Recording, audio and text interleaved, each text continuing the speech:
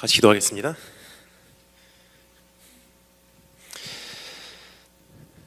주님 감사합니다. 사모하는 마음으로 기도로 눈물로 준비해온 이 자리에 우리가 함께 모이게 하심을 감사드립니다.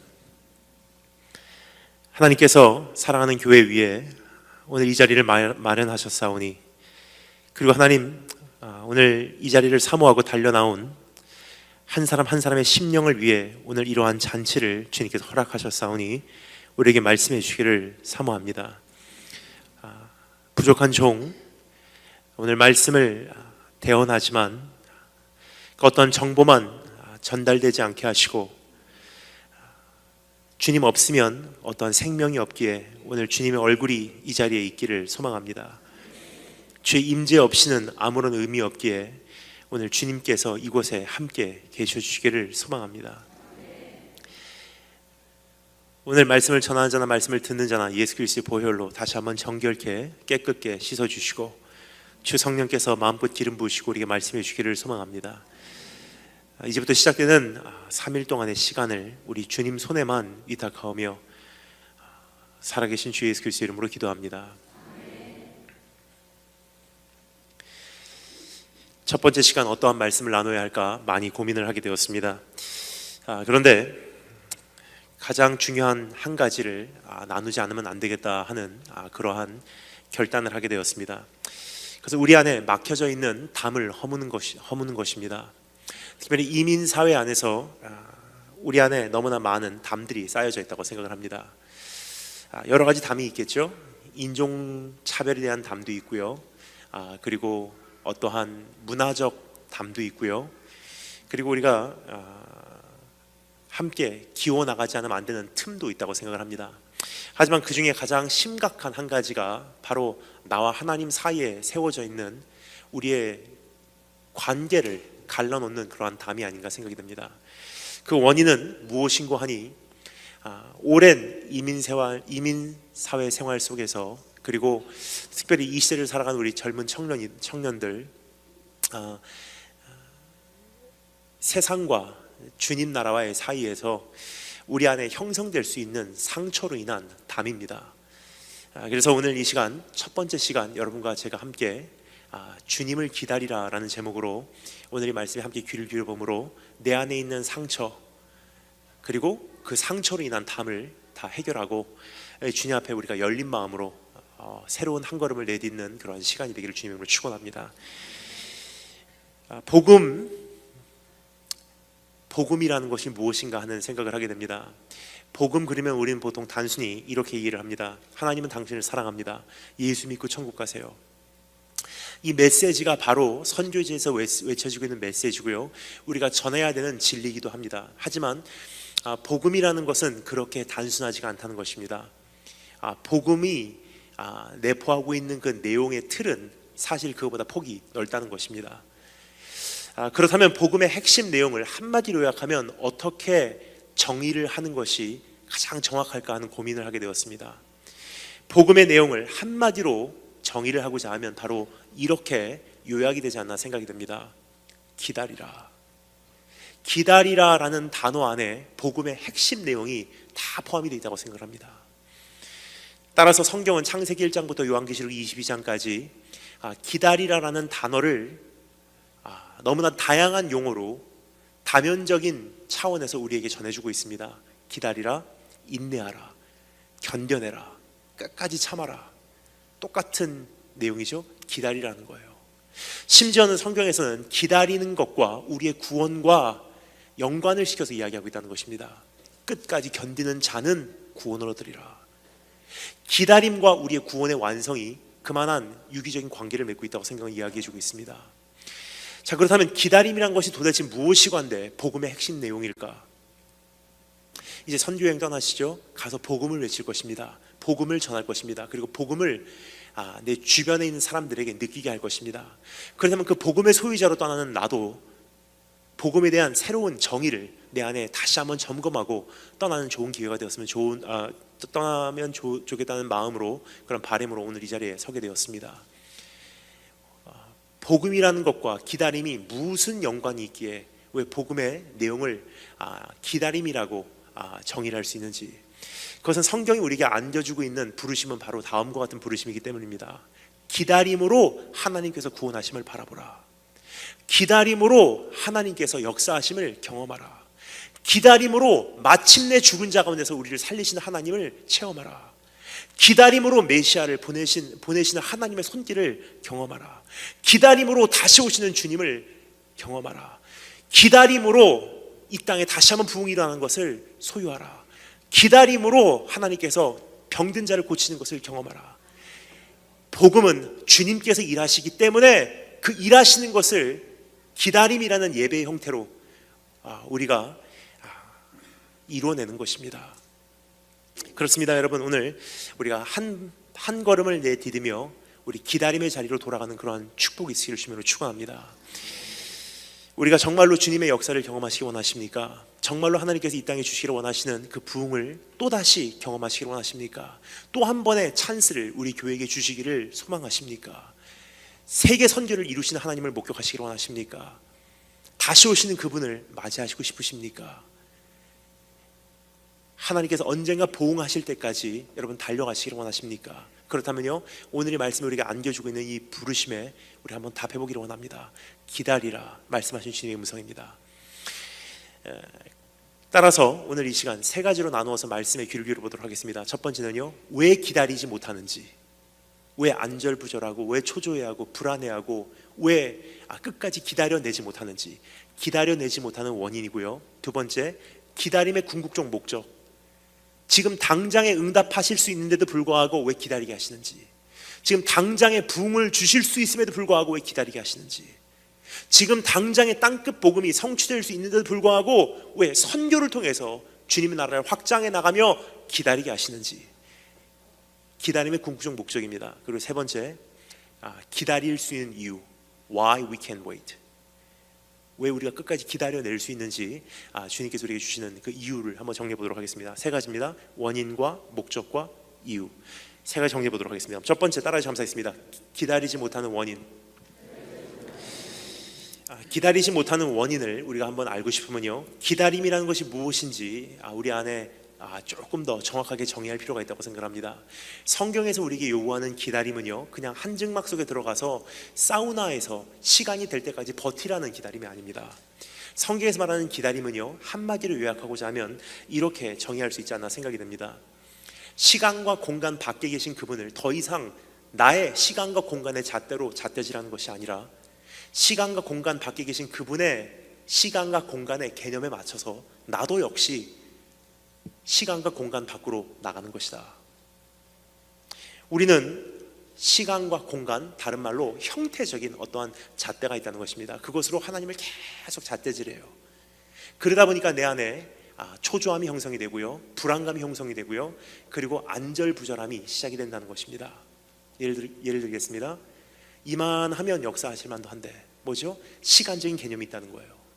이 정도 하면 주님께서 일하실 만도 한데, 근데 그 데드라인에서부터 내가 세워놓은 뉴데이트부터 하나님의 일하심이 조금 지연이 되잖아요.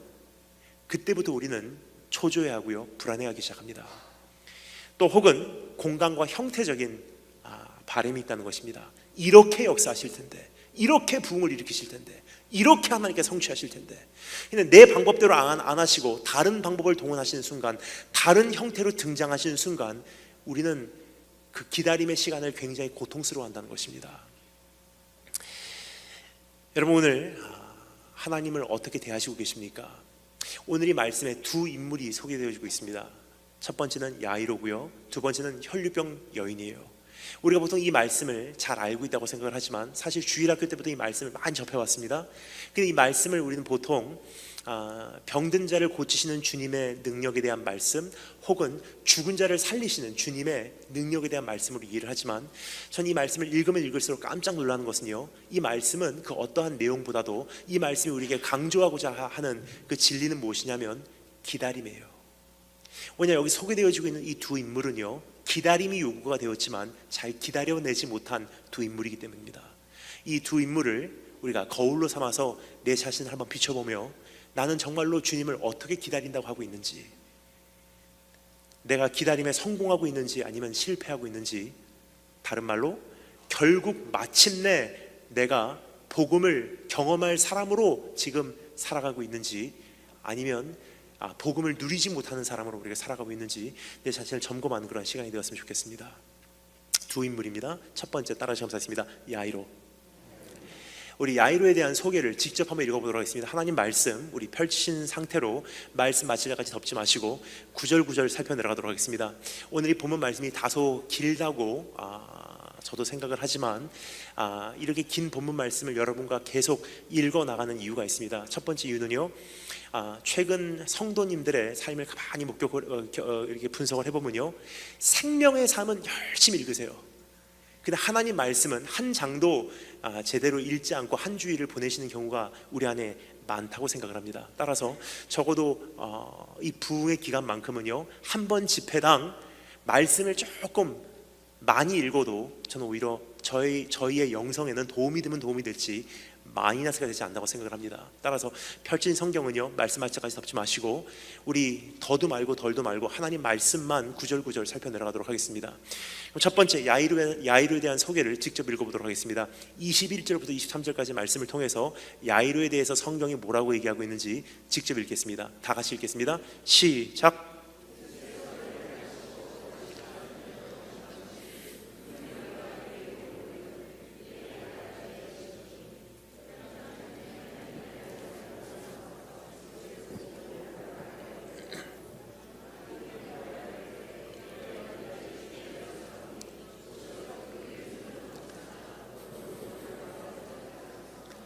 아멘. 여기서 야이로라는 사람이 소개가 되고 있는데요, 그 야이로에 대해서 성경이 뭐라고 말하고 있죠? 회당장 중에 한 사람이라고 성경을 소개하고 있습니다. 근데 어린 딸이 있었던 것 같습니다. 근데 그 어린 딸이 병에 걸려서 죽게 된 것입니다. 너무나 안타까워하던 나머지 소문을 듣습니다. 예수님이라는 사람이 그 지역에 지나간다. 그분께서는 능력을 소유하고 있기 때문에 그분께로 나가면 혹시 치유해 주실 수도 있다는 소문을 듣고 예수님을 찾아오는 야이로의 모습을 여기서 소개를 받습니다. 근데 야이로가요, 주님께 와서 뭐라고 어떻게 간구를 하죠? 성경이 기록합니다. 야이로가 간곡히 구하여 가로되 내 딸이 죽게 되었사오니 제발 오셔서 좀 치유 좀 해주세요. 참 중요한 단어가 사용되고 있습니다. 간곡히란 단어가 사용되고 있는데요, 사실 이 간곡히란 단어를 가장 적합하게 표현하는 단어는 영어에도 우리말에도 없는 것 같습니다. 영어 성경은 이렇게 말합니다. earnestly, 정말 절실하게 제발 좀 와주세요 하고 매달리는 그의 모습이에요. 정확한 표현이긴 하지만 50%예요. 또 다른 50%가 존재합니다. 뭐죠? urgently, 긴급히. 야이로 안에는요, 긴급함이 있었다는 것을 우리에게 힌트로 보여주고 있지 않나 생각이 됩니다. 그 긴급함의 원인은 뭐죠? 어떤 시간적인 잣대가 있었다는 거예요. 내가 주님께 여쭤보러 온 사이에 내 딸이 죽어버리면 어떻게 할까?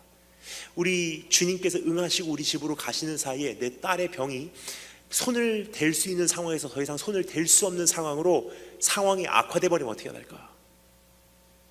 그 안에는 조급함이 있었습니다. 그래서 정말 절실히 하지만 긴급히 주님께 와서 애원을 했던 것입니다.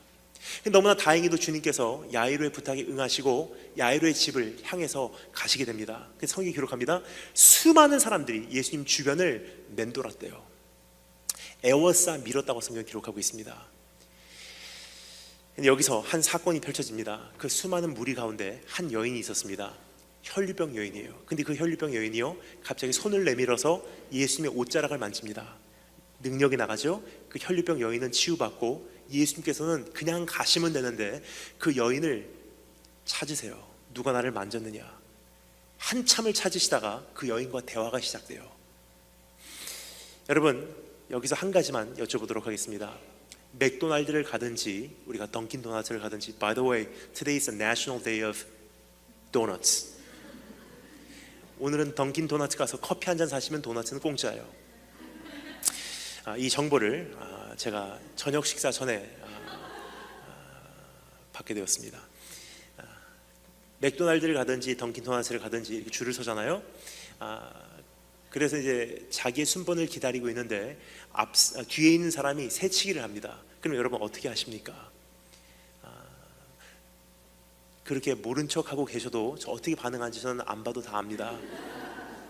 저는 그때부터 기도가 시작돼요. 그 사람을 위한 중보가 아니라 저를 위한 기도예요. 하나님, 제 자신을 좀 지키게 해주기를 원합니다. 왜냐면 제 마음은요, 뒤에서 곧바로 헤드락 들어가고 싶어요.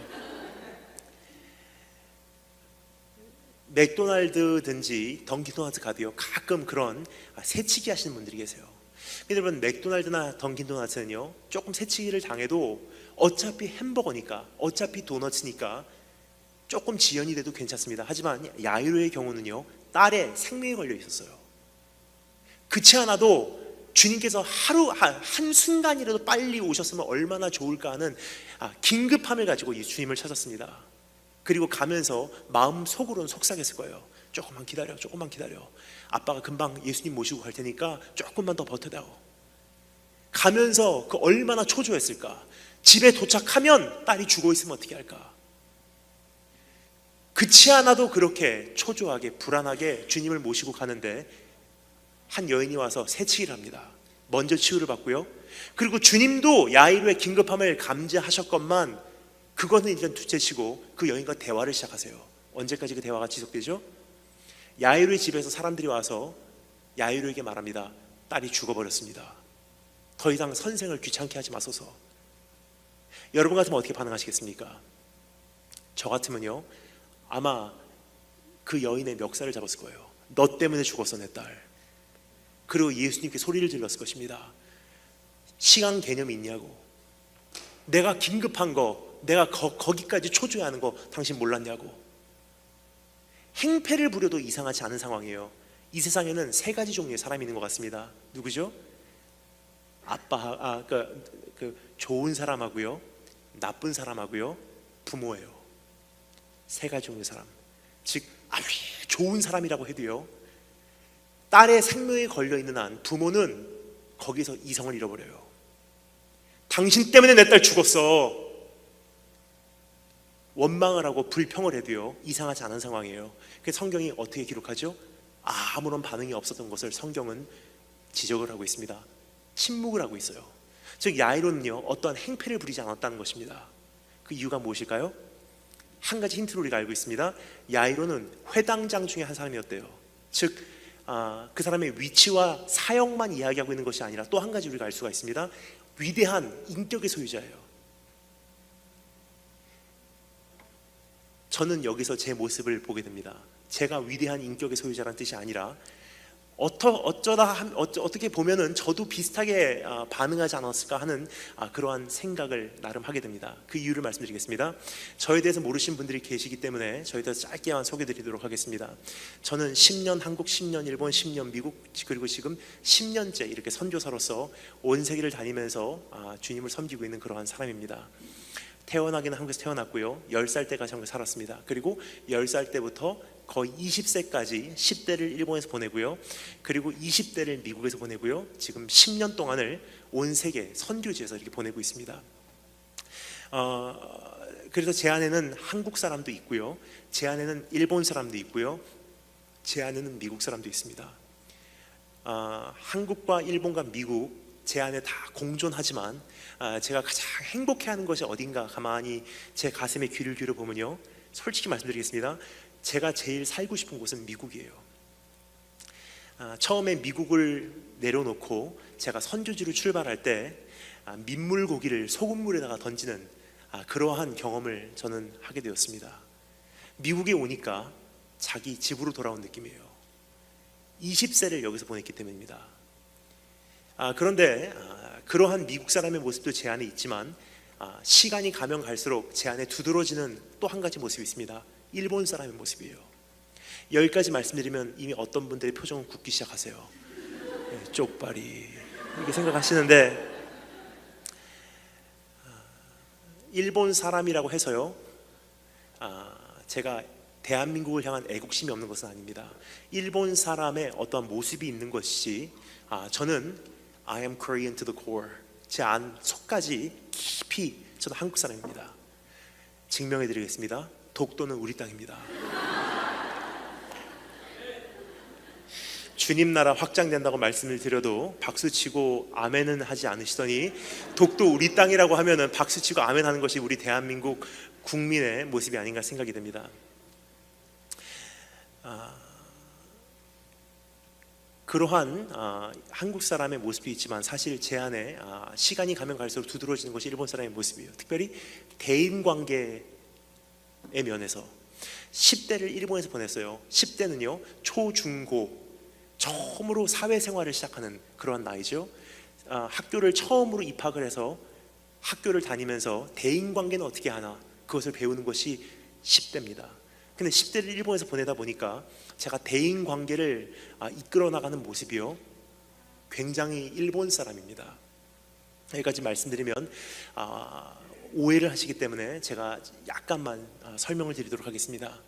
어떠한 모습들이 일본 사람의 모습인가 몇 가지 예를 드리겠습니다. 첫 번째는요, 저는 시간 약속을 하면요 100% 지켜요. 그리고 제가 자신 있는 것은 yes, 자신 없는 것은 절대로 해보겠습니다라고 말하지 않습니다. 일본 사람들하고 비즈니스 해보신 분들은 잘 아실 것입니다. 일본 사람들 비즈니스 할 때요 절대로 yes, no 말하지 않아요. 어떻게 하죠? 굉장히 애매모호한 답을 줍니다. 마이무키니 겐토 시메마스 그래요. 해보겠습니까? 그러면 yes, no 그걸 우리는 바라는데 일본 사람들은 절대로 그 답을 우리에게 주지 않습니다. 뭐라고 말하죠? 마이무키니 겐토 시메마스 무슨 뜻이냐면요 미래지향적으로 검토해보겠습니다 그래요. 그리고 딱 일주일 후에 연락이 옵니다. 야, 야빨리 다메 스미마센 스미마센 야빨리 다메 데스네. 역시 안 되겠습니다 하고 일주일 후에 거절을 할지언정 처음에는 쉽게 답을 주지 않는다는 거예요. 그러한 모습이 제 안에 있어요. 정말로 제가 자신 있는 것만 저는 한다 그러고요. 약속을 한 이상 생명을 걸어도 약속은 지켜요. 하지만 자신이 없으면 약속을 하질 않습니다. 또 한 가지 모습이 또 제 안에 있습니다. 어떤 모습인지 설명을 드리기 전에 제가 요청을 드립니다. 이것은 제 안에 있는 한 약점이 될 수 있는 모습이기 때문에 제가 말씀을 드린다고 그것을 악용해 주시지 않았으면 감사하겠습니다. 어떠한 모습이 제 안에 있냐면요, 저는 속과 겉이 다릅니다. 무서워하시면 안 됩니다. 그러한 이중인격자라는 뜻이 아닙니다. 속과 겉이 다르다는 것은요, 일본 말로 이런 표현이 있습니다. 그 아다리 사와리가 나이, 무슨 뜻이냐면요 접촉하지도 않고 충돌하지도 않고. 그러니까 저는 누구에게 쉽게 마음을 열지도 않아요. 오빠, 형, 동생, 언니, 아버지, 할머니 안 불러요. 목사님으로 만나면요 주님 나라 갈 때까지 그분은 목사님이에요. 저에게는 선생님으로 만나면 그분은 주님 나라 갈 때까지 저에게는 선생님이에요. 장로님이면 장로님이고 권사님이면 권사님이죠. 아무리 친해진다고 삼촌, 이모 부르지 않습니다. 아무리 친해진다고 형, 동생 부르지 않아요. 따라서 저도 그분들에게 실수할 경우는 없고요, 그분들도 저에게 실수하시는 것을 저는 용납하지도 않습니다. 만약에 그렇게 관계가 조금 긴장이 풀렸다, 서로에게 대한 긴장과 배려심이 풀리기 시작했다 그러면요 저는 화내지도 않아요. 그대로 하되, 그 관계는 그대로 유지하되 마음으로부터 정리하기 시작해요. 니혼진 데스. 근데 이것이 나쁜 것 같아도요, 젊은 선교사가 세계 선교를 일찍 시작하기에는 저에게는 하나님께서 주신 큰 선물이 아니었나 생각이 됩니다. 선교 사역하는데 책임질 수 있는 어떠한 자리에 설 수 있는데 큰 도움이 됐던 저의 모습들이 아니었나 생각이 됩니다. 그러한 그러한 저의 모습에서 오늘 야이로를 보니까요, 저는 야이로가 조금 이해가 가요. 저 같아도 그렇게 반응했을 수도 있겠다 하는 생각을 하게 됩니다. 위대한 인격의 소유자예요. 사람들이 everybody looked up to him. 다 존경하는 사람이에요. 야이로가 거기서 행패를 부리면요 이제는 그 사람의 사역도 내려놔야 됩니다. 근데 야이로가 어떻게 하죠? 아무런 반응을 안 해요. 예수님 보고 그냥 거절을 합니다. 이제 오시지 마세요. 그러면서 마음으로는 묶었을 거예요. 2번 다시 불어나봐라. 여러분, 이것은요 사실 저의 모습뿐만이 아니라 야이로의 모습뿐만이 아니라 우리 모두의 모습 가운데도 있다는 것입니다. 그래서 이 말씀을 오늘 여러분께 드리는 것입니다. 조금 전에 말씀드렸죠? 야이로는 우리의 거울이에요. 예배 열심히 드리고 있어요. 찬양 열심히 드리고 있습니다. 우리가 교회에서 봉사도 하고요, 헌신도 하고요, 직분도 있어요. 열심히 신앙생활 하는 것까지 보이지만 이상하게 시간이 지나면 지날수록 내 안에 주님을 향한 마음은 식어만 가고 있고요, 그 고백은 시들어만 가고 있다는 거예요. 왜 그럴까? 가만히 내 자신을 살펴본 결과 나중에 알게 돼요. 하나님, 몇 년 전에 왜 거기까지 기도했건만 응답 안 해주셨습니까?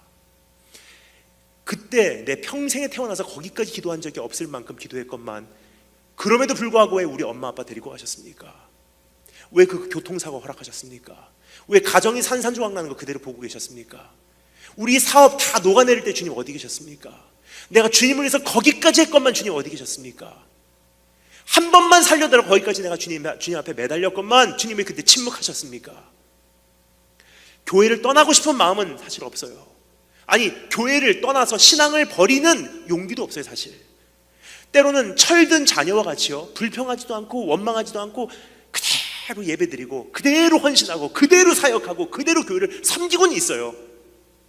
그런데요, 내 마음에는 그 조금의 불씨가, 조금의 불신이 지금 내 영혼을 시들게 하고 있지는 않은지, 이것이 우리 안에 해결이 되지 않으면요, 우리가 주님 앞에 내 자신을 온전히 내어드리지 못한다는 거예요. 여러분, 사실 하나님의 나라를 가로막고 있는 것은요, 그 어떤 세상이 아니라 내 안에 있는 주님 앞에 받은 해결되지 않은 상처가 가장 크지 않나 생각이 됩니다. 야유의 모습으로 지금까지 신앙생활에 오진 않았는지 내 자신을 한번 점검해 보시는 그런 축복이 있을 주님을 축원합니다. 두 번째 인물, 두 번째 거울입니다. 따라 점사했습니다. 혈류병 여인. 우리 직접 읽어보도록 하겠습니다. 25절, 26절을 통해서 혈류병 여인에 대한 소개를 직접 읽어보도록 하겠습니다. 다 같이 한 목소리를 읽겠습니다. 시작.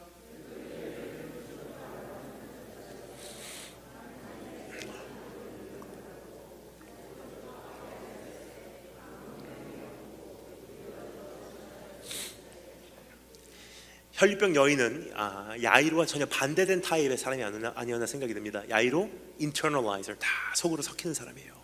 겉으로 표현할 용기도 없고요, 표현해서는 안 되는 그러한 직분의 소유자입니다. 하지만 속에서는 다 썩어 들어가고 있고요, 속에서는 다 시들어가고 있고 하나님을 향한 울부짖음이 자리를 잡고 있는 그런 한 사람 중에 한 사람이 아니었나 생각이 됩니다. 하지만 반대로 혈류병 여인은요, she's an externalizer, 다 겉으로 표현하는 적극적인 성격의 소유자입니다. 지난 12년 동안 혈류병을 가지고 어떻게 씨름해 왔다고 성경이 기록하고 있죠. 모든 의사에게 가서 다 보였대요.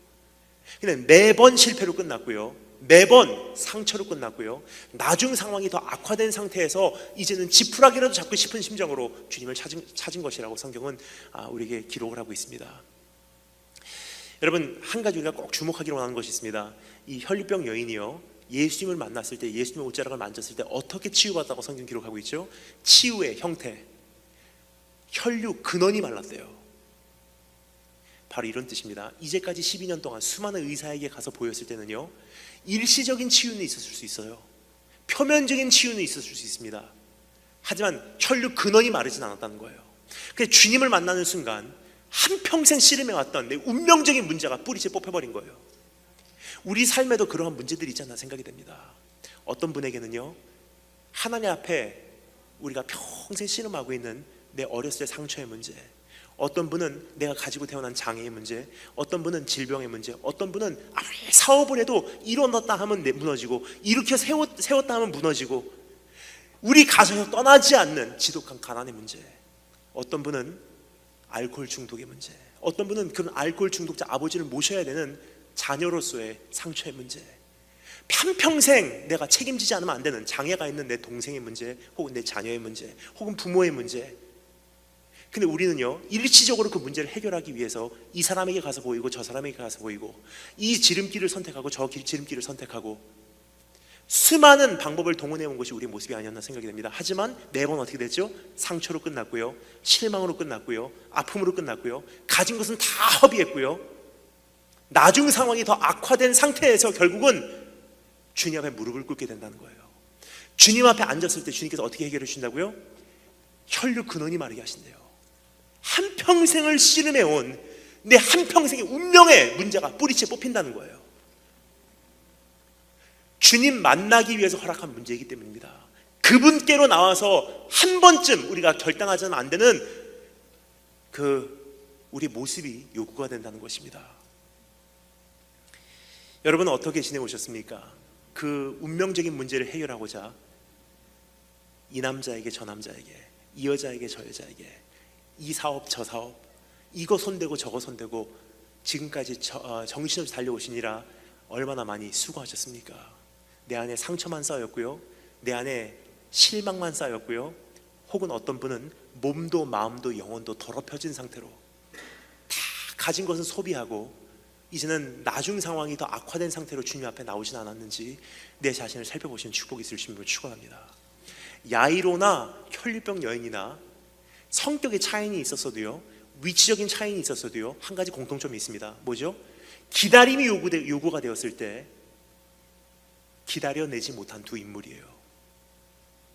여러분 어떠십니까? 오늘 주님을 정말로 기다리고 계십니까? 아니면 야이로와 같이 혹은 혈류병 여인과 같이 내 방법 동원하며 살아가고 계시지 않으신지 내 자신을 살펴보신 축복이 있을 주님으로 축원합니다.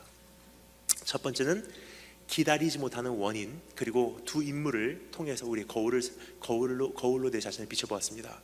하지만 두 번째 살펴보겠습니다. 기다림의 궁극적 목적. 한번 따라 잡았습니다. 기다림의 궁극적 목적.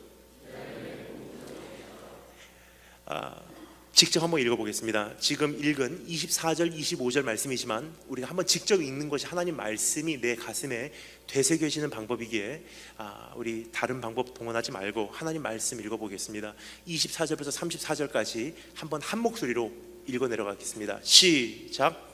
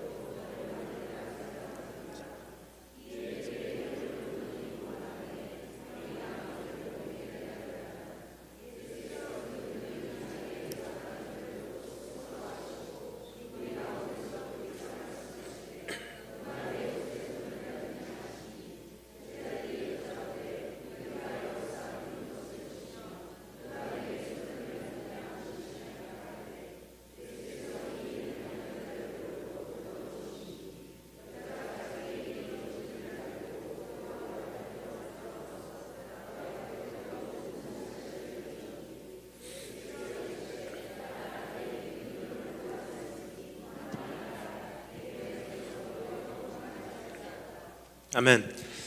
첫 번째 우리가 살펴본 것은요, 기다리지 못하는 원인이고요, 두 번째는 기다림의 궁극적 목적에 대해서 한번 정리해 보도록 하겠습니다. 그 이유는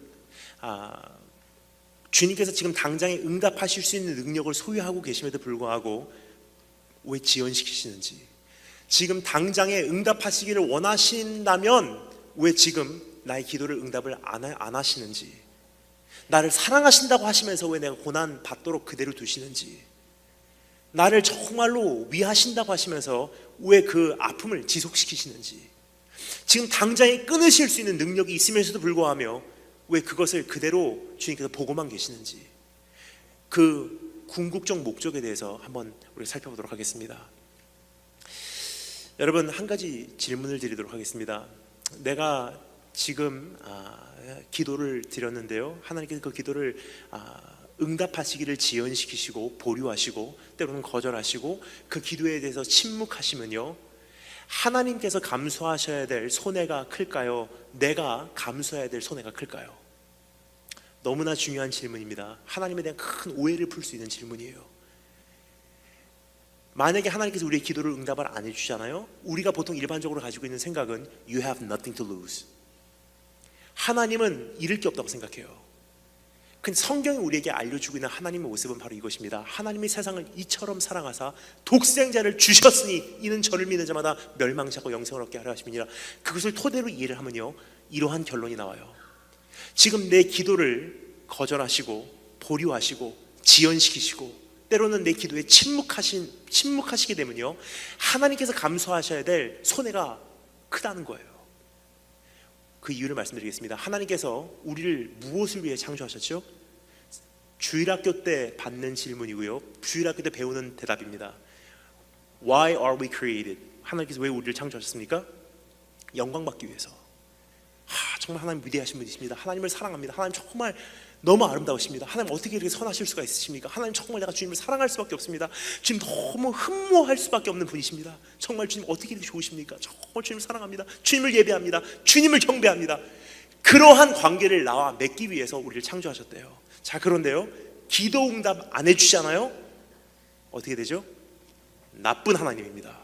어떻게 그럴 수가 있습니까? 신앙을 저버리고 떠나갈 수 있는 가능성을 주님께서는 감수하시고 거절하시는 거예요. 왜 거기까지 하셔야만 할까? 여러분 궁금하지 않습니까? 예수 그리스도를 우리를 위해서 주시고 아끼지 아니하시고 십자가 달려서 못 박으실 때까지 우리를 통해서 영광 받기를 원하시는 그러한 관계를 형성하시기를 원하셨던 하나님에도 불구하고 기도 응답 그까지 안 해줬다고 떠나갈 수 있는 그런 위험성을 주님께서는 무릅쓰고 기도 응답을 거절하세요. 왜 거기까지 하셔야만 하셨을까요? 그 질문에 대한 답이 여기서 발견이 되지 않나 생각이 듭니다. 기다림의 궁극적 목적이에요. 왜 기다리게 하시는지 그 답을 우리 한번 발견해 보기 위해서 오늘 이 말씀에 담겨져 있는 비밀을 여는 열쇠를 제가 드리도록 하겠습니다. 이 말씀에 담겨져 있는 이 답을 여는 열쇠입니다. 한번 따라해 주시면 되겠습니다. The Marken Sandwich.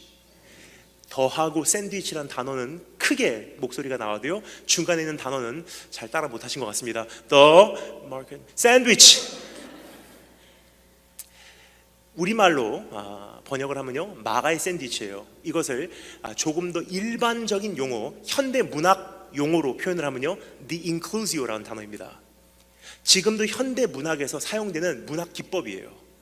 무엇인고 하니 하나의 스토리 가운데 전혀 다른 스토리를 중간에 삽입시키므로 이 가운데 스토리가 조명이 되잖아요. 이 전체 스토리가 이해가 되는 거예요. 마가복음에서는 그러한 기법을 자주 사용합니다. 따라서 이것을 The Marken Sandwich, 마가의 샌드위치라 그래요. 하나의 스토리가 다른 주변에 있는 스토리에게 샌드위치가 되어 있는 거예요. 예를 들겠습니다. 예수님께서 어느 날 성전으로 들어가시는데 너무나 시장하셔서 저기 서 있는 무화과 나무를 바라보시고 거기에 가세요. 열매 따드시려고 가니까 열매가 없습니다. 주님께서 분노를 일으키세요. 이렇게 열매를 못 맺는 이 나무요 하시면서 나무를 책망하시고 나무를 저주하세요. 저 어렸을 때 주일학교 때 조금 그 장면이 상처였었어요. 예수님 그러면 정말 온유하시고 선하시고, 그런데 열매가 없다고 나무를 저주하시는 예수님은요, 어린 저에게는 좀 상처였습니다. 자, 성질 못됐다.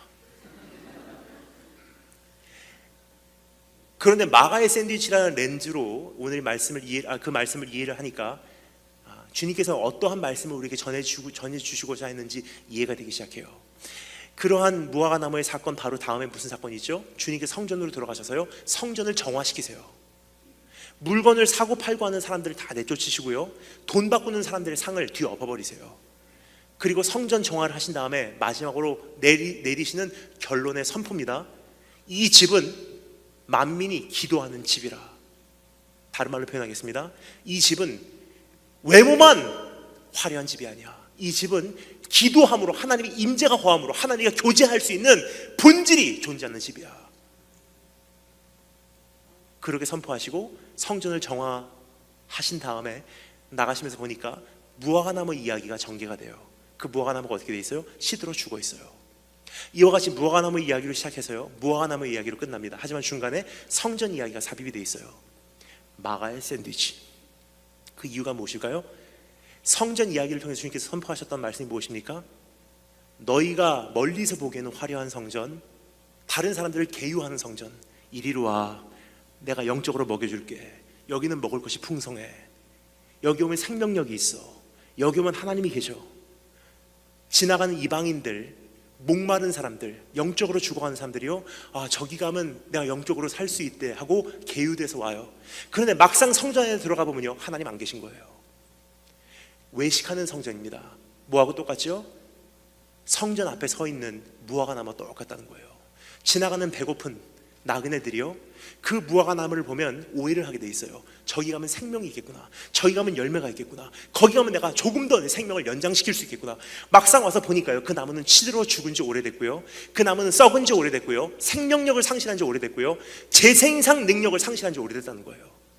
너희도 이와 같이 망하리라 하고 무화과 나무를 사용해서 성전에게 주님께서 선전포고를 한 것이고, 결국 어떻게 되죠? 얼마 안 가서 그 성전이 돌 위에 돌로 남기지 않고 다 무너져 없어지고요, 주님께서는 진짜로 만민이 기도하는 새로운 성전을 설립을 하세요. 자신의 몸을 통해서 이제 내게로 와, 누구든지 나를 통하지 않고는 아버지께로 갈 자가 없어. 새로운 성전 설립, 그리고 더 이상 그 성전에서 비둘기 사고 양 사고 염소 살 필요가 없어요. 왜냐? 주님 자신이 어린 양으로 아버지께 죽임을 당하셨고요, 주님이 성전이 되주셨고, 성전에 들어가는 제사가 되주셨고, 주님께서 제사장이 되주셨어요.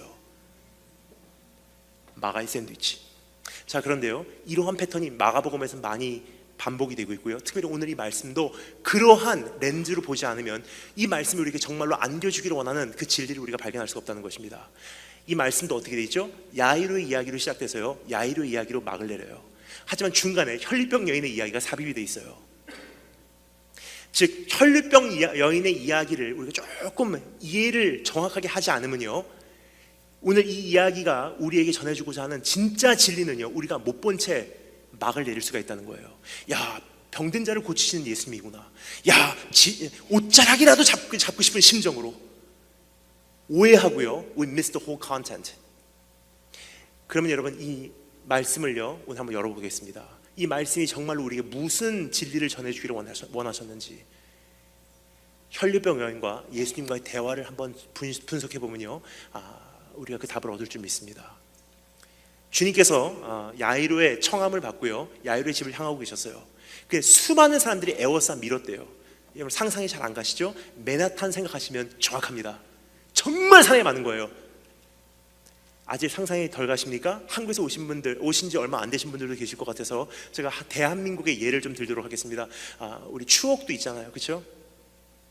대한민국 수도권 출퇴근 시간 2호선 신도림역,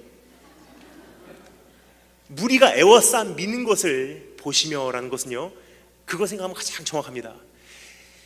출퇴근 시간에 수도권 서울 메트로 2호선에 탑승을 한다는 것은요, 탑승한다는 단어가 정확하지 않습니다. 가장 적합한 표현은요, 탑승한다라는 표현보다도 박힌다는 표현이에요. 딱 문이 열리는 순간 정말 송구스러운 거예요. 정말 죄송하지만 저도 타야만 합니다 하고 양해를 구하고 탑승을 하는데요, 탑승을 하면 이게 박히는 거예요. 그냥 이 상태로 움직이지 못하고 목적지까지 이동을 합니다. 여기서 한번 상상해 주시면 감사하겠습니다. 이렇게까지 사람이 많은데요, 제가 만약에 큰 소리로 이렇게 외치면 여러분 뭐라고 생각하시겠습니까? 막 이동을 하다가 누가 나를 만졌느냐,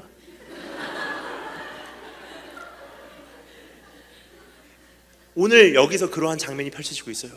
여러분이 웃으셨듯이 제자들도 기가 막혀 했을 거예요. 수많은 무리가 예수님을 에워싸 미는데요, 막 이동을 하시는데 갑자기 어느 손이 나와서 예수님 옷자락을 만졌어요. 능력이 나갑니다. 예수님께서 그 능력의 나감을 감지하시고 그 여인을 찾으세요. 그 여인은 혈류 근원이 메마름을 경험한 혈류병 환자였었어요. 누가 나를 만졌느냐, 제자들이 의아해하면서 뭐라 그러죠? 무리들이 에워싸 미는 것을 보면서 누가 나를 만졌느냐라고, 주님 무슨 뜻입니까? 다른 말로 표현하겠습니다. 우리 다 만졌습니다. 나도 만졌고요, 얘도 만졌고요, 얘도 만졌고요, 우리 다 만졌습니다라는 뜻이에요. Obviously they had no idea what Jesus was asking. 예수님께서 무슨 질문을 하고 계신지를 이해를 못했다는 거예요. Who physically touched me? 누가 나에게 몸에 손을 댔느냐를 물어보신 것이 아니에요. 여기서 주님께서 물어보시기를 원하시는 질문은 바로 이러한 뜻입니다. Who touched me? 여기서 강조되는 단어는요, who라는 단어예요. 우리 미국에 사시는 분들은 금방 이해하십니다. 왜냐? 미국 사회가 그러한 문화를 토대로 세우신 사회이기 때문에. 미국에서 사람들하고 관계를 가질 때 어떻게 하죠? 처음 만난 사람들, you're stranger. 그런데 처음 만나면 꼭 하는 예식이 있어요. What's your name? I'm Daniel. What's your name? John. Nice to meet you. 악수를 하면 어떻게 되죠? We're no longer strangers. 우리는 이제는 교제가 시작된 거예요. 그 교제가 깊은 교제냐, 깊지 않은 교제냐, 좋은 교제냐, 좋지 않은 교제냐는 그 다음 정해지는 일이지만 그 교제에 대한 계약서가 펼쳐지는 거예요. 이제부터 함께 써나갑시다. 어떤 교제를 우리가 해나갈지 함께 써나갑시다. Nice to meet you. 이름을 물어보고요, 자기 이름을 말한다는 것은요, 교제의 시작이에요. 주님께서 물어보셨던 질문은 바로 이런 뜻입니다. Who touched me? 누가 나를 만졌느냐라는 것은요, 다른 말로 표현하면 이런 뜻이에요. 너 이름이 뭐니? What's your name? 주님께서는 교제의 시작을 원하셨던 것입니다. 근데 그 여인은 무엇을 원했죠? 그 여인이 원했던 것과 주님께서 원하시는 것이 차이가 있어요. 그 여인이 원했던 것은 무엇이죠? 여러분, 우리는요, 이 여인을 영웅화시켰어요. 옷자락이라도 만지고 싶은 심정으로, 옷자락이라도 잡는 믿음으로. 근데 여러분, 분명히 말씀드리겠습니다. 주님께서 이 여인의 믿음을 칭찬하신 것은요, 옷자락 만지고 도망가는데 칭찬하신 것이 아니에요. 나중에 보겠지만 이 여인이 주님과 대화를 나눈 후에 주님께서 이 여인을 칭찬을 하십니다. 왜냐, 주님께 이 여인이 나왔던 그 동기가요, 사실 깨끗한 동기는 아니었어요. 지난 12년 동안 어떻게 지내왔다고요? 수단과 방법을 가리지 않고 자기의 혈류병을 고칠 수 있는 한 어떠한 방법도 괜찮은 데서 동원할 수 있다고 생각해온 그러한 여인이었어요. 근데 그 여인이요, 예수님이라는 사람이 지나간다는 소문을 듣고 이것도 하나의 방법론이라고 생각하고 예수님을 찾은 것입니다. 사실 그 여인이 주님을 찾았을 때는요, 자기 자신에 대해서 알리고 싶은 마음도 없었고요, 예수님이 자기에 대해서 알아주셨으면 얼마나 좋을까 하는 소원도 없었고요, 예수님에 대해서 알고 싶은 관심도 없었어요. 그냥 와서 옷자락 만지고 초자연적인 어떠한 치유를 나에게 주시면 땡큐, 없으면 믿어봐야 본전이에요. 만지고 도망갈 여인이었어요. 근데 예수님께서 어떻게 하십니까? 너 어디 가니? What's your name? 말씀드리겠습니다. 이 여인이 원했던 것과 주님께서 원하시는 것은 차이가 있어요. 뭐죠? 이 여인이 원했던 것은 기도응답, 주님께서 원하시는 것은 교제. 이 여인이 원했던 것은 병치유, 주님께서 주시기를 원하시는 것은 주님 자신이에요. 이것이 여러분과 여러분과 주님과의 우리의 문제가 아닌가 생각이 됩니다. 관계를 갖는다는 것, 교제를 한다는 것은요, 에너지가 소모가 돼요. 희생이 요구가 되고요, 그리고 어떠한 시간이 투자가 돼야만 합니다. 어떠한 관계도 다 그렇죠. 정말 사랑하는 사람과의 관계를 정말 온전히 우리가 성숙하게 설립시키고 그것을 온전한 관계로 우리가 누리기를 원한다면요, 에너지 소모가 필요해요. 듣기 싫은 이야기 다 들어줘야 되고요, 그 사람이 가기를 원하는데 함께 가줘야 되고요, 때로는 피곤한 거 감수하고 함께 있어줘야 되고요, 먹고 싶은 거 못 먹을 때가 있고요, 하고 싶은 거 못 할 때가 있어요. 그 사람하고의 관계와 교제를 위한다면, 모든 관계와 모든 교제는요, 그것이 부모 자식 간의 관계이건 친구와의 관계이건 어떤 사랑하는 이들과의 관계이건 모든 관계와 교제는 에너지가 반드시 소모가 되고 시간이 요구가 되고 물질 투자가 요구가 되고 정신적인 투자가 요구가 되는 거예요. 그것이 없이는 관계는 설립이 되지 않는다는 것입니다. 하나님과의 관계도 똑같습니다. 정말로 주님과의 관계를 우리가 온전히 이루려고 하잖아요. 예배 시간 지켜야 돼요. 피곤한데 밤에 무릎 꿇어야 돼요. 정말로 귀찮은데 성경 펼쳐야 돼요. There's no easy way around. 왜 우리는 영혼이 계속 메마르고 있습니까? 어려운 질문이 아닙니다. 투자하지 않으니까. 피곤한데 무릎 꿇어야 되고, 잠자리 들고 싶은데 기도하러 와야 되고, TV 보고 싶은데 성경 펼쳐야 되고, 나는 내 맘대로 살고 싶은데 예배 드려야 되고, 놀러 가고 싶은데 성수주의를 해야 되고. 그래서 우리는요, 이러한 것을 번거롭게 여기거나 귀찮게 여겨요. 따라서 우리가 정말로 원하는 것은 뭐죠? 내 자신에 대해서 별로 알리고 싶은 마음도 없고요, 주님에 대해서 사실 그렇게 알고 싶은 관심도 없어요. 내가 원하는 것은 뭐죠? 주일 예배 와서 옷자락 만지고 도망가는 거예요. 와서요, 기도응답, 물질 해결, 사업 축복. 옷자락 만지고 도망가는 것은 굉장히 간단합니다. 주님에 대해서 알고 싶은 마음도 없고 내 자신에 대해서 알리고 싶은 마음도 없고 옷자락 만지고 도망가는 우리를 향해서 주님께서 오늘 이렇게 말씀하십니다. 너 어디 가니? What's your name? 너 이름이 뭐니? 오늘 그러한 질문에 반응을 하시면요, 이제부터 우리 앞에 펼쳐지는 신앙의 또 새로운 과정은 상상을 초월할 것입니다. 하지만 오늘 이 말씀에 반응을 하시지 않는다는 것은요, 먼 훗날 주님께서 나에게 이렇게 말씀하실 것입니다. 내가 주님 때문에 교회도 다녔고요, 내가 주님 때문에 신앙생활을 했고요, 내가 주님 때문에 성수주의를 했습니다.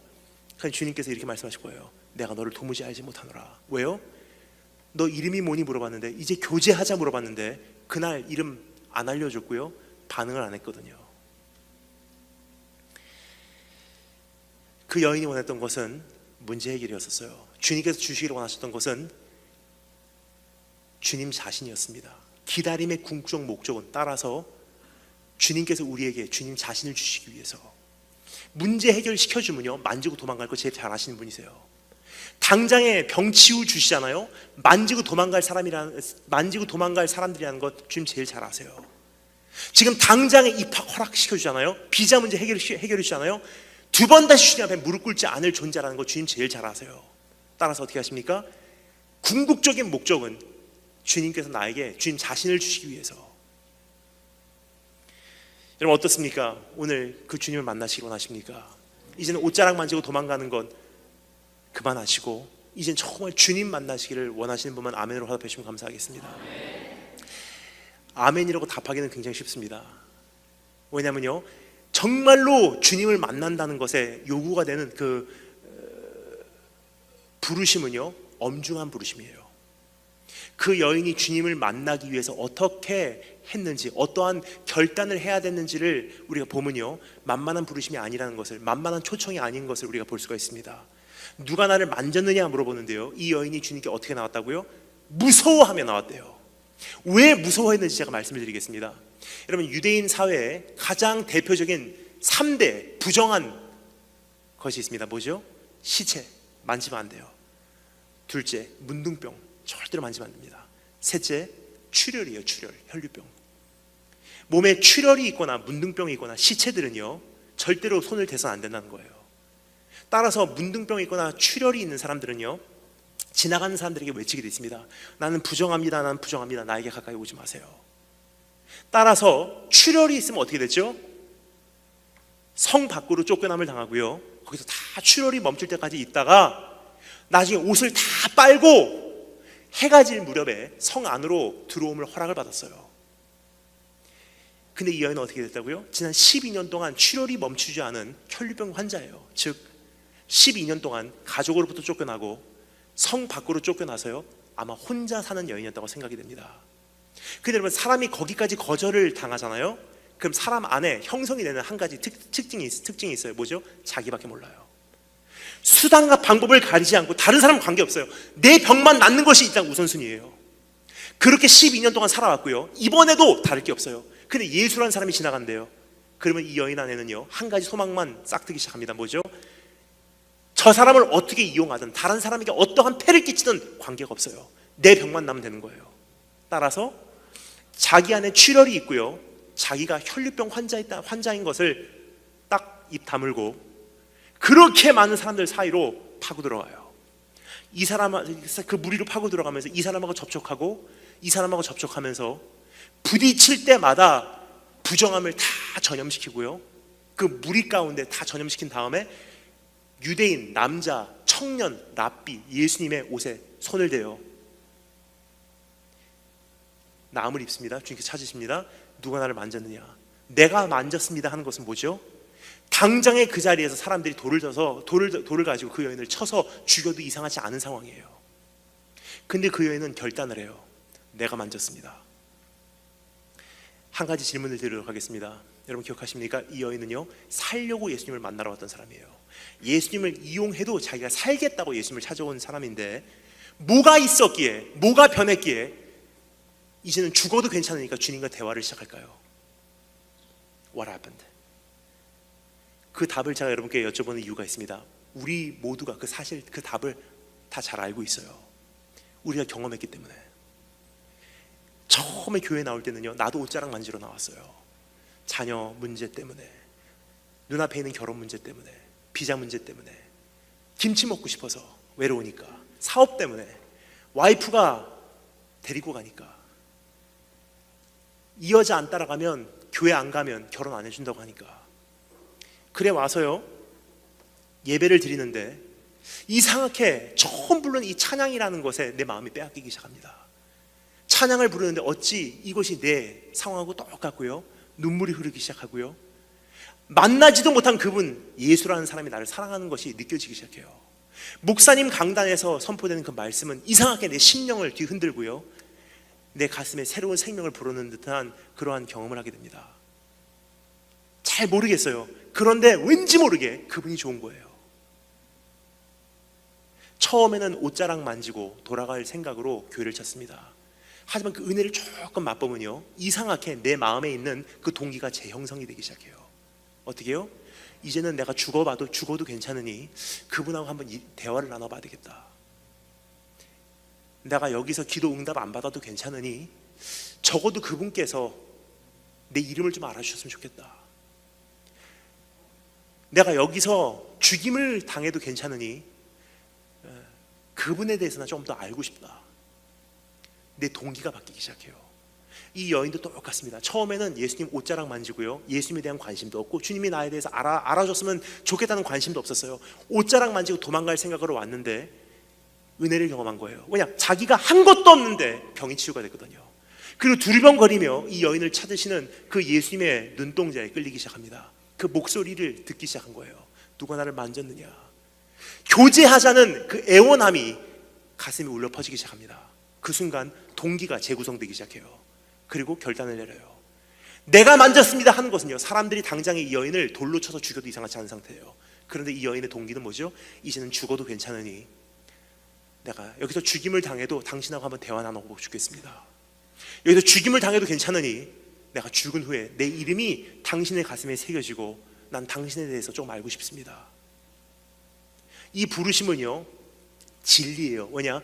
우리를 처음에 부르실 때부터 주님께서 그렇게 부르셨던 걸 기억하십니까? 누구든지 나를 따르려거든 자기를 부인하고 자기 십자가를 지고 죽을 각오로 나를 따르는 자들만이 나를 만나기 합당하대요. 옷자락 만지고 돌아가서는요, 30평생 60평생을 교회 다녀도 주님 못 만난다는 거예요. 사업 문제 해결해 주세요. 가정 문제 해결해 주세요. 질병 문제 해결해 주세요. 학원 문제 해결해 주세요. 취업 문제 해결해 주세요. 그렇게 한평생을 교회 다녀도요, 주님 못 만난다는 거예요.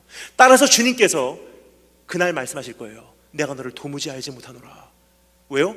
내가 그날 너 이름 물어봤잖아. 나하고 교제하자. 옷자락 만지고 도망가지 마. 그렇게 해서는 교제가 성장하지 않아. 그렇게 해서는 교회가 세워지지 않아. 그렇게 해서는 신앙이 깊어지질 않아. 그렇게 해서는 참된 제자로 탄생될 수 없어. What's your name? 너 이름이 뭐니? 여전히 여러분 그 질문을 외면하고 돌아가시렵니까? 아니면 오늘 그 질문에 답을 하기 위해서 내 생활도 급합니다. 내 지금 먹고 살기 정말 급하고요, 내 눈앞에 있는 학원 문제 정말 급하고요, 가정 문제 정말 숨 막힐 것 같고요, 이 가난 문제 나를 쫓아오고 있고요. 하나님, 내가 이것을 포기한다는 것은, 이것을 내려놓는다는 것은, 이것을 잠시 보류한다는 것은 나에게는 죽을 것 같은 그러한 경험이지만 왠지 모르게 내 가슴에 찾아오셔서 나에게 속삭이신 주님을 내가 느꼈으니 나는 오늘 결단합니다. 일단 주님 만나고 봐야 되겠습니다. 그렇게 결단하면은 인생이 바뀔 것입니다. 그 한 번의 결단으로 우리 신앙이 바뀔 것입니다. 우리 주님은 그렇게 만나는 거예요. 누구든지 살고자 하는 자는 죽을 것이고 죽고자 하는 자만 산대요.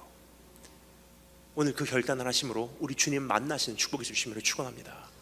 첫 번째, 기다리지 못하는 원인. 두 번째, 기다림의 궁극적 목적. 마지막 세 번째, 따라서 하겠습니다. 기다릴 수 있는 이유. 기다릴 수 있는 이유에 대해서 말씀드리기 전에 제가 한 가지만 여러분과 나누도록 하겠습니다. 먼저 나누기를 원하는 것은요, 하나님께서 하나님 마음에 갖고 계신 큰 오해와 하나님 마음에 갖고 계신 큰 그 답답함을 좀 풀어드리기 위해서 우리의 오해를 한번 이렇게 새롭게 정리하고 푸는 그런 시간이 되었으면 좋겠습니다. 우리가 하나님에 대해서 큰 대표적인 오해를 가지고 있다면 이런 것이 아닌가 생각이 됩니다. 주님께서 나를 사랑하시는 마음과 주님께서 나를 사랑하시는 방법이 충돌한다고 생각해요. 예를 들어서 나를 사랑하지만은 기도를 거절하신다. 충돌한다는 뜻이죠. 나를 사랑하시는 마음과 사랑하는 방법이 충돌하고 있다고 생각합니다. 사랑하시지만은 기도를 응답 안 해주시고요, 사랑하시지만은 기도를 보류하시고요, 사랑하시지만은 침묵하시고요, 사랑하시지만은 때로는 하나님께서 그냥 그대로 두실 때가 있어요. 이 표현은요 정확하지 않아요. 왜냐, 사랑하는 마음과 사랑하는 표현이 충돌하고 있다는 결론이에요. 이것은 하나님에 대해서 우리가 크게 오해를 사게 하는 그러한 잘못된 생각이에요. 그래서 여러분, 새롭게 정리해드리겠습니다. 성경 전체가 우리에게 정말로 전해주고자 하는 하나님의 모습은 어떠한 하나님인지 다시 한번 정리하겠습니다. 사랑하지만은 응답을 거절하신 분이 아니라, 다시 말씀드리겠습니다, 사랑하기 때문에 거절하시는 거예요. 사랑하기 때문에 안 주시는 거예요. 사랑하기 때문에 그대로 두시는 거예요. 사랑하기 때문에 고난을 허락하시는 거예요. 사랑하지만은 주시는 게 아니라 사랑하기 때문에 주시는 거예요. 이상한 하나님이 다 있어 생각하시는 분들이 계시기 때문에 제가 왠지 설명을 드릴게요. 부모의 마음만 돼도 조금 알 수 있어요. 저는 부모가 아닙니다. 하지만 효자예요. 따라서 부모의 마음을 저는 헤아립니다. 정말로 제가 생각해봐도 저는 효자입니다. 그렇다고 해서 마마보이는 아니에요. 왠지 말씀드리겠습니다. 마마보이는요 절대로 부모하고 충돌하진 않아요. 저는 제 의지도 굉장히 강하기 때문에 공경은 해도요 100% 순종은 하지 않아요. 이런 일이 있었습니다. 제가 이렇게 다니다 보면 제일 많이 듣는 질문 중에 대표적인 질문이 바로 이것입니다. 목사님 결혼하셨습니까? 답을 드리겠습니다. 안 했습니다. 그럼 두 번째 질문을 받습니다. 그럼 사도 바울과 같은 은사가 있으시겠군요. 그럼 저는 이렇게 말씀드립니다. 절대로 그런 말씀하지 마세요. 저는 결혼을 꼭 하고야 말 것입니다. 거기까지 말씀드리면 또 세 번째 분들이 계십니다. 그럼 목사님 제가 결혼해드려도 돼요? 그것도 노땡큐예요. 근데 여러분, 사실 저도요 정말로 이렇게 시간이 여기까지 오래될 거라고 생각을 못했어요. 사실 제 주변에 우리 가족들 안에 있는 그 친척들 가운데, 그 사촌들 가운데 제가 제일 먼저 결혼할 줄 알았어요. 제가 장손이거든요. 그래서 제일 먼저 결혼할 줄 알았는데 이미 다 저를 추월하고 먼저 다들 가고 있습니다. 저도 굉장히 결혼에 대해서 많이 갈급했던 사람 중에 한 사람이었습니다. 그 이유를 몇 가지 말씀드리겠습니다. 저는요 남자들만 2,000명 모이는 대학교를 다녔어요. 사관학교. 여러분, 남자들만 2,000명이 모여서요 4년 동안을 우리 안에서 살면요 어떠한 현상이 일어나냐, 딱 4년쯤 지나면 사랑이 이렇게 바뀌더라고요. 남자들 사이에서 2,000명 사이에서 그렇게 살다 보니까 학교 식당에 가면요 이런 흑인 아주머니들이 이렇게 서빙을 합니다. 그럼 그 아주머니의 샴푸 냄새만 맡아도요 사람이 끌려가게 돼 있어요. 그리고 저는요 대학교 졸업하자마자 결혼하는 줄 알았어요. 나 절대로 결혼한다. 그래서 신대원을 가는 것을 굉장히 저는 기대를 많이 했습니다. 가서 진짜 믿음 있는 자매 만나서 빨리 사역자로 안정하고 빨리 나는 이제 내 자리를 찾아간다. 그래서 여러분, 신대원 갈 때 다들 그런 기도 제목 가지고 가시죠. 저도 그 사람 중에 한 사람이었습니다. 한 짝을 주세요. 배우자를 주세요. 사역을 도울 수 있는 배필을 주세요. 우리 함께 주님 나라 확장하기 위해서 땅끝까지 가겠습니다. 그래서 신대원 딱 들어가자마자 신학도 중요하지만 도서관에 가서 공부를 하면서 정말 열심히 기도하는 마음으로 배우자를 찾았습니다. 주님, 저 사람이니까 저 자매니까 주님. 근데 하나님께서 그런 마음을 보시고 안 시키시더라고요. 근데 그때 그렇게 하다 보니 you get what your heart is asking for. 정말로 계속 이 사람입니까 저 사람입니까 이 사람입니까 저 사람입니까 하잖아요. 때로는 아닌데도 그 사람 같이 보이기 시작해서 한 사람을 딱 잡게 되더라고요. 그래서 한 자매를 제가 사귀게 되었어요. 교제를 하기 시작합니다. 정말로 그 사람인 줄 알았어요. 아니, 그 사람인지 믿고 싶었어요, 저는. 그리고 딱 3개월 만에 어머니에게 연락을 드렸어요. 어머니, 나 이제 결혼하겠습니다. 어머니께서 저에게 말씀하세요. 어떤 사람이니? 제가 딱 2-3마디 했어요. 어머니께서 딱 들으시고 하신 첫 마디, 걔는 아니야. 그때 저는요 제 자신을 주체하지 못하고 분노가 나더라고요. 왜 아닙니까? 지금 설명을 다 들어보시지도 않았지 않습니까? 소개해드리지도 않았는데 단번에 자르시다니 이해가 안 갑니다. 어머니하고 정면 충돌하기 시작한 거예요. 그때부터는 심각해지기 시작합니다. 안 돼, 하겠습니다. 안 돼, 해야 됩니다. 안 돼. 저는 어머니의 고집을 꺾기 위해서라도 하고 싶었어요. 그렇게까지 충돌을 한 3개월 하는데요, 어머니께서 나중에 결국 저에게 이렇게까지 결론을 내리시더라고요. 네가 정말로 원한다면 해라. 그런데 부모로서 나 그거 허락 못해. 네가 뻔히 불행해지는 것이 눈앞에 보이는데 나 그거 허락 못한다. 부모의 양심적으로 나 그거 허락 못해. 네가 나를 원망해도 괜찮아. 네가 나하고 관계를 끊어도 괜찮아. 돌아서도 괜찮아. 나를 저주하고 떠나도 괜찮아. 차라리 그것은 부모인 내가 감수할 문제지. 두 눈 뜨고 네가 불행한 그 길을 네 발로 가는 거 난 허락 못해. 네가 하려면 해. 관계 끊으려면 끊어. 가슴 아프고 힘들어하는 것은 내가 감수해야 될 문제지. 허락하는 것은 절대로 내 입술에선 바라지 마. 거기까지 말씀을 하시니까 이거는 정말 제가 감당하기 힘들더라고요. 많이 고민하고 기도하다가 결국 공경을 해요. 정리하기 시작했어요. 깨끗하게 정리하고요. 그때부터 벌써 15년이라는 시간이 흘러왔습니다. 지금 돌아보니까요, 이런 생각이 들어요. 내가 정신 나갔었구나. 정말 아니었었어요. 그때는요, 진짜 잡고 싶으니까 잡히는 거, 결혼하려고 생각했죠. 지금 오니까 진짜 아니었었어요. 여러분, 어떻게 보면 하나님 마음이 그런 마음이 아닌가 생각이 듭니다. 네가 차라리 나를 원망하려면 해라. 네가 나를 차라리 배반하려면 해라. 네가 차라리 돌아서 갖고 나를 버리고 가려면 가라. 신앙 접어들려면 네가 알아서 해. 교회 생활 그만둬. 시험 들었다고 나를 저주하려면 마음대로 해. 나를 원망하고 불평하려면 차라리 그 가슴 아픈 것은 부모인 내가 감수할 문제지. 뻔히 이거 주면은 망할 거 알면서 내가 너 그거 못 줘. 사랑하지만은 안 주는 게 아니에요. 사랑하기 때문에 안 주시는 거예요. 부모의 양심상 못 줘. 그거 주면 너 죽게 돼 있어. 주면 3년 후에 너 돌아서게 돼 있어. 주면 너 불행하게 돼 있어. 주면 눈물로만 살게 돼 있어. 그거 허락하면 이대로는 네 인생이 회복되지 않게 돼 있어. 우리 주님께서 우리에게 바라시는 것은요, 나 좀 이해해 줄래? 물어보신 주님의 마음이에요. 참 주님 억울하시지 않을까 생각이 돼요. 사랑하지만은 안 주시는 게 아니라 사랑하기 때문에 안 주시는 하나님이세요. 그 오해가 조금 풀려도요, 주님을 향한 큰 내 안에 맡고 있었던 짐이 내려지지 않나 생각이 듭니다. 하지만 그 외에도 우리 또 한 가지 이유를 우리 한번 확보해 보도록 하겠습니다. 이 이유가 내 안에 정리가 되면요, 우리 기다려낼 수 있어요. 시간이 10년 동안 더 기다리든 20년을 더 기다리든 주님의 뜻이 이루기까지 나는 기다려라는 그 고백이요, 나의 인생의 고백이 되지 않을까 생각이 듭니다. 왜 기다릴 수 있는지 또 한 가지 이유를 설명드리도록 하겠습니다. 예수님하고 그 혈병 여인하고 대화를 나누고 계세요. 근데 야이로의 집에 사람들이 와서 말합니다. 딸 죽어버렸습니다. 야이로가 주님께 거절을 해요. 이제 오지 마세요. 마음은 굉장히 냉정했을 거예요. 근데 주님께서 어떻게 하십니까?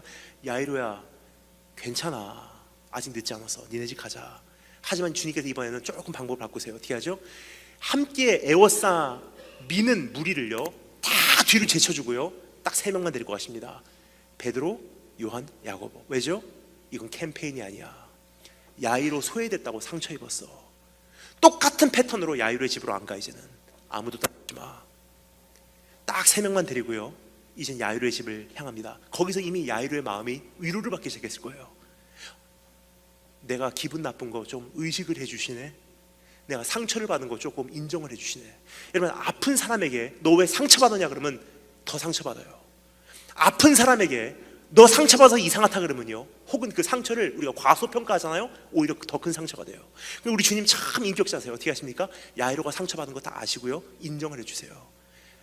야이로가 마음이 열리기 시작했을 거예요. 야이로의 집으로 드디어 도착합니다. 사람들이 다 울고 있어요. 근데 우는 사람들 앞을 지나서요, 이제 그 여자아이 시체가 있는 방으로 들어가세요. 근데 아무도 들어올 것을 허락치 아니하시고 어떻게 하십니까? 그 어린 여자아이의 부모와 제자 3명만 데리고 그 방으로 들어가십니다. 근데 그 여자아이가 이미 죽어서 시체가 돼서 누워 있어요. 시체라는 것은요, 딱딱하게 굳어 있다는 뜻이에요. 근데 이것은 여자아이의 그 육체만 그렇지 않았다고 생각합니다. 이미 제때 역사해 주시지 않으신 하나님을 통해 받은 상처를 갖고 있는 그 부모의 마음도요, 똑같이 강팍해지지 않았나 생각이 돼요. 두 번 다시 내가 신뢰하나 봐라. 두 번 다시 내가 무릎 꿇고 기도하나 봐라. 두 번 다시 내가 처리하나 봐라. 두 번 다시 내가 기대를 거나 봐라. 두 번 다시 부흥에 참여하나 봐라. 거기까지 기도했건만 아무런 응답 못 줬잖아. 거기까지 했건만 작심삼일이었잖아. 강팍해진 나의 마음. 그러한 마음에 주님께서 어떻게 하십니까? 그 죽어있는 시체, 강팍해진 그 시체에게 주님께서 손을 대시고요, 그 여자의 손을 잡으시고 속삭이세요. 그 유명한 말씀 뭐죠? 달리다 쿰 그러세요. 근데 우리는 이 말씀을 크게 오해를 하고 있어요. 달리다 쿰 번역합니다. 내가 너에게 이르노니 소녀야 일어나라예요. 그런데요, 우리가 생각하기로는 이 소녀야 일어나라라는 표현이요, 강력한 표현이라고 생각을 해요. 예를 들어서 일어나라!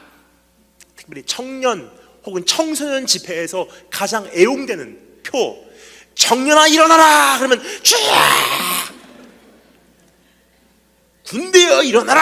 하면 달리다 쿵! 하면 우리 청년들이 쫙! 주님을 위해서 살겠습니다 하고 일어나는 그것을 생각을 해요. 그러면 달리다 쿰이라는 것은요, 내가 내게 이르노니 소녀야 일어나라, 직번역 의미는 맞습니다. 하지만 뉘앙스는요, 어떠한 신학자가 정확하게 정의를 해요. 달리다 쿰이라는 단어를요, 뉘앙스적으로 번역을 하면 이런 뜻이에요. Sweetie, sweetie, sweetheart, time to wake up. 1학년 딸이 그토록 기다리고 기다려왔던 언니들, 오빠들, 학교 가는 거 바라보면서 엄마 나 언제 학교 가? 했던 그 딸이요, 그렇게 기다리고 기다렸던 그 기다림의 끝에 처음으로 학교 가는 날, 이제 이거 아이의 앞날이 창창하게 펼쳐지는 그 첫걸음을 내딛는 그날, 엄마가 잠들었던 그 아이를 깨웁니다. Sweetheart, sweetheart, time to wake up. 이제 일어나, 학교 가야지. 속삭이는 음성이에요. 강팍해진 그 마음에, 죽어서 굳어있는 그 여자아이의 시체에 우리 주님은 소리를 지르신 분이 아니세요. 얘야 일어나, 이제 시간이야 이제. 무슨 뜻이냐면요, 이런 뜻이에요. 야이로게 하신 말씀이 아니었나 생각이 듭니다. 기다리느라고 많이 힘들었지. 얼마나 외로웠냐 너는. 얼마나 소외당했냐. 분노를 일으키고 싶어도 그거 참느라고 얼마나 수고 많았냐. 사방이 막혀서 얼마나 답답했냐. 오늘이 이 순간이 올 때까지 너는 얼마나 힘들었냐. 나 그거 잊지 않았어. 비록 마음은 강팍해지고 상처받았다고 힘들어하고 두 번 다시 내가 하나님 신뢰하지 않으리라 하면서 실족했다 할지라도 그 시간 잘 채워냈다. 이제 일어날 시간이야. 내가 일하는 때가 하나님의 때야. 그리고 이렇게 세우세요. 근데 어떻게 세우십니까? 손 잡고 일으키세요. 바로 이런 뜻이에요. 죽어도 내 손만 잡고 있으면 살 수 있어. 우리 안에는요, 세분화가 돼 있어요. 하나님께서 일하실 수 있는 영역, 더 이상 손을 쓸 수 없는 영역. 예를 들어서 죽음.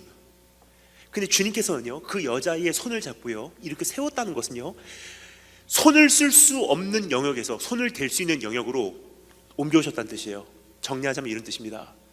땅 아래나 땅 위에나 하늘 위에 주님의 이름이 으뜸된다는 것은요, 손을 쓸 수 있는 영역, 더 이상 손을 댈 수 없는 영역, 이 모든 영역 위에 있는 내가 있어. 즉 이 모든 것이 나의 통치 영역이야. 그러면요, 그것을 정말로 안다면, 그리고 그러한 인자하신 분이라는 것을 우리가 정말로 안다면요, 왜 못 기다리겠습니까? 기다려도 망하지 않아요. 기다려도 늦지 않습니다. 그리고 그분은 우리를 꾸짖으시는 분이 아니세요. 기다리는 과정 가운데 넘어져도요, 나에게 찾아오시는 분이세요. 나 연약함을 아시는 분, 나를 위로하시기를 원하시는 분, 사랑받기에 합당하신 분, 아름다우신 분, 선하신 분, 인자하신 분, 온유하신 분, 겸손하신 분, 그분을 내가 정말로 안다면요, 왜 신뢰 못 해드리겠습니까?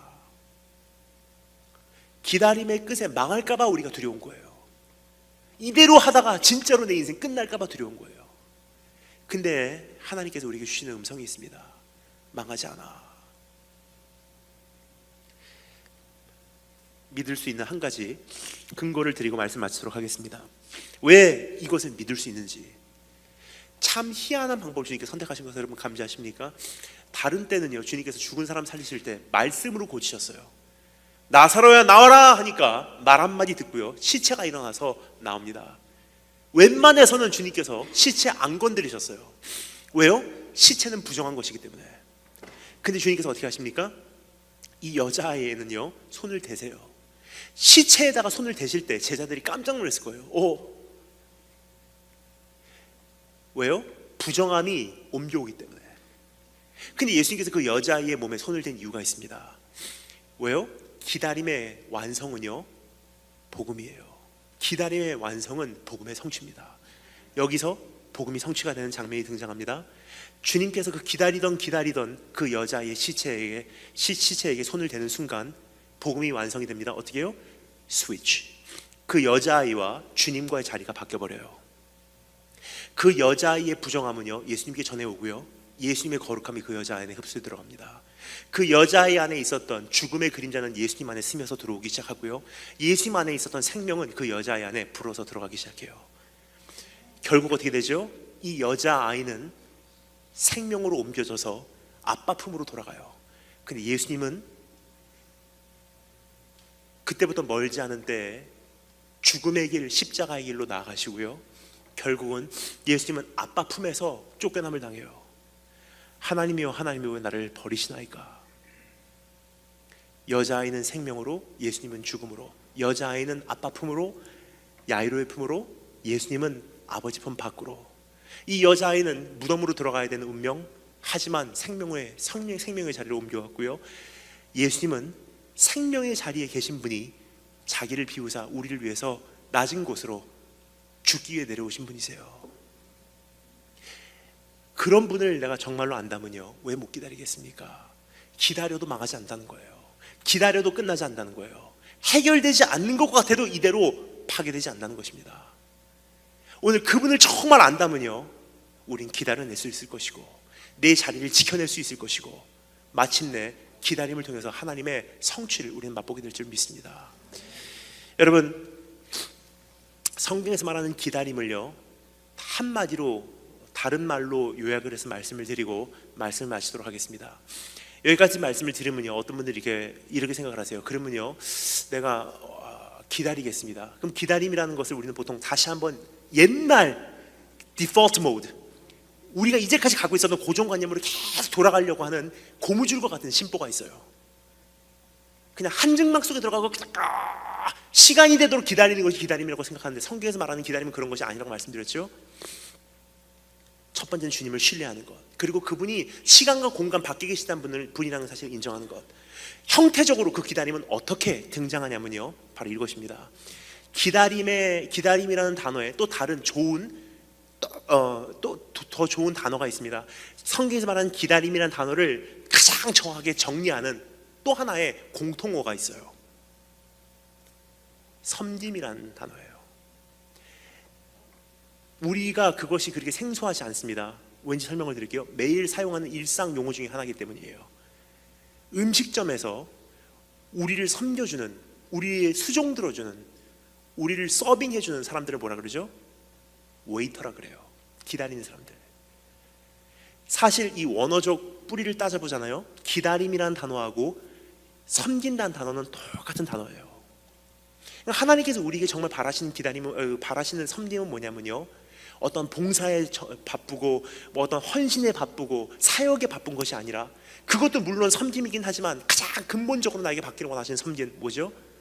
숨막히는 가정의 현장 속에서, 지금 당장의 답답한 그 가난의 무대 위에서, 오늘 내일 할 수밖에 없는 그러한 생명의 위협 속에서 내가 주님께 드릴 수 있는 최고의 예배, 주님께 드릴 수 있는 최고의 섬김은 부르신 이곳에서 난 주님 신뢰하고 여기를 끝까지 지켜내겠습니다. 부흥이 오지 않는 이 시대에서 난 무릎으로 부흥이 올 때까지 지켜낼 것이고, 아무런 역사가 일어나지 않는 이 교회에서 난 주님께서 일하실 때까지, 마침내 하늘문 여실 때까지 난 나에게 허락받은 이 사역까지 지속하겠습니다. 아무도 반응하지 않는 이 도시에서 주님 예정하신 그때가 올 때까지 난 끊임없이 선포하겠습니다. 부르신 그곳을 지켜내는 것, 그러한 섬김의 자리에서 기다려내심으로 마침내 주님 나타나신 것을 경험하시고 그 복음이 완성되고 승리하는 것을 경험하시는 우리 한 분 한 분 되실 주님으로 축원합니다.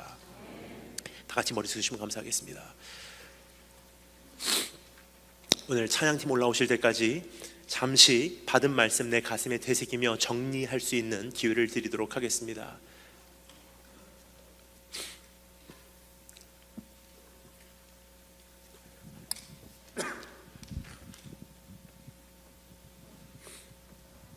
찬양팀 올라오실 때까지 우리 잠시 내 마음 정리하며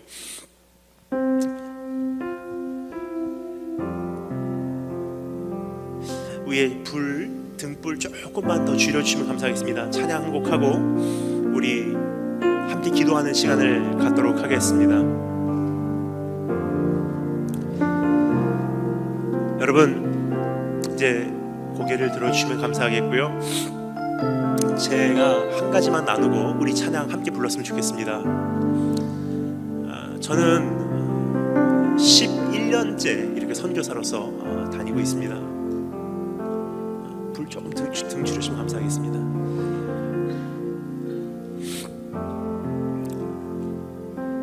사역 초창기 때 하나님께 제가 약속을 드린 것이 있습니다.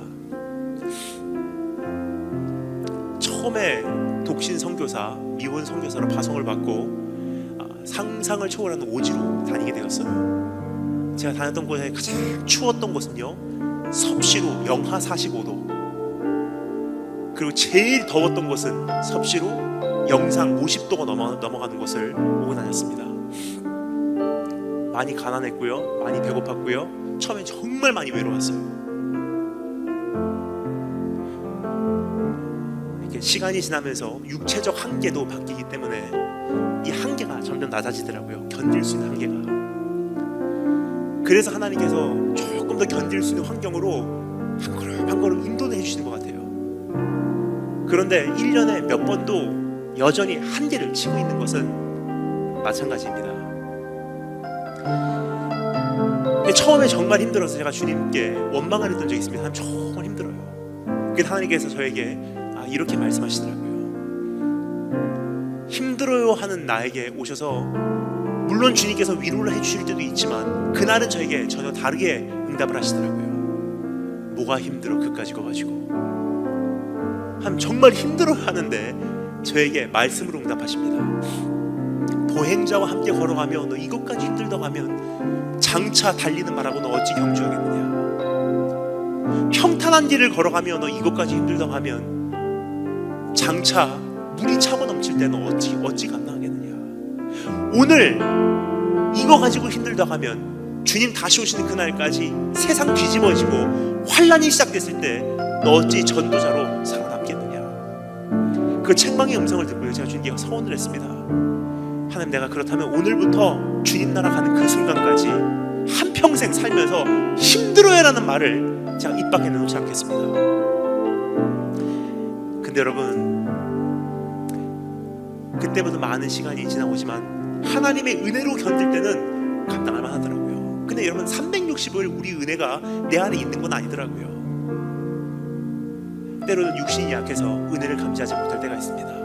때로는 너무 바빠서 그 은혜로 살지 못할 때가 있다는 것입니다.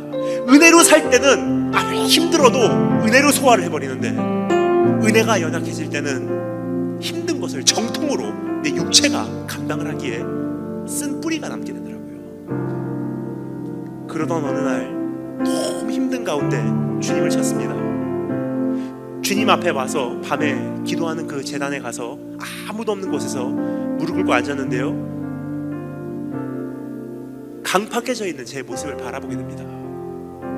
기도할 내용도 없고 주님이라고 부르짖기도 힘들고 열정도 다 식어버리고 눈물도 메말라버리고, 견뎌야지 하고 조금만 더 견뎌야지, 절대로 힘들지만 힘들어서 힘들다고 얘기하면 안 돼 하는 그 의지만 가지고 견뎌왔기 때문에 시체와 같이 강팍해져 있는 제 모습을 발견하게 되었습니다. 어떻게 기도를 해야 될지 막막한 그 상황에서 이 찬양을 부르게 되었어요. 주님과 함께하는 이 고요한 시간,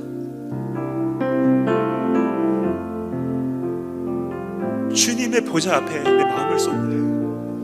모든 것 아시는 우리 주님께 감출 것 없네. 내 마음과 정성 다해 주 예배합니다. 나 염려하지 않아도 내 쓸 것 아시니 나 오직 주의 얼굴 주님과 교제 구하게 하소서. 다 이해하지 못할 때라도 어제 순종하며 난 감사하며 주님을 따라가겠습니다. 내 본분 온 마음 다해 사랑합니다. 온 마음 다해 주를 알기 원하네. 이제까지는 염려하고 걱정하고 내 삶의 걱정, 삶에 대한 것들로 인해 내가 초조해하고, 하지만 여러분 오늘 더 이상 걱정하지 마십시오.